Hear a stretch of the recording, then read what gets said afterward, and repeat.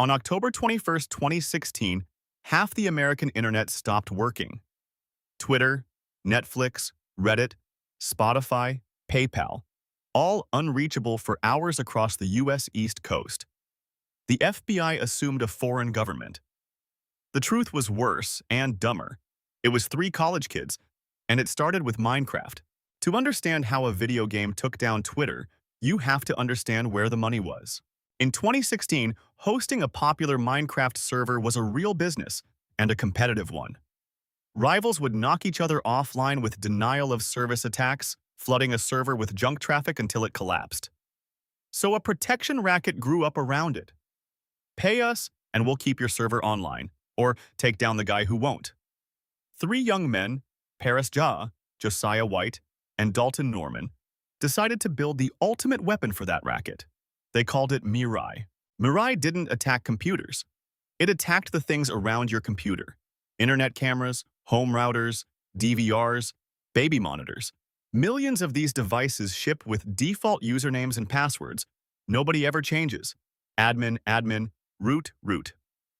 Mirai simply scanned the entire internet, tried a short list of factory passwords, and walked straight in.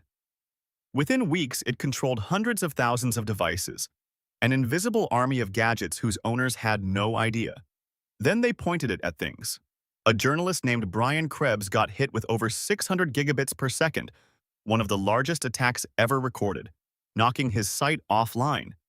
And then, on October 21st, they aimed at DIN, a company that ran DNS, the internet's phone book, translating names like twitter.com into addresses. Take out the phone book, and it doesn't matter that the servers are fine. Nobody can find them. That's why one attack broke so many unrelated sites at once. Here's the twist. To cover their tracks, they did something reckless.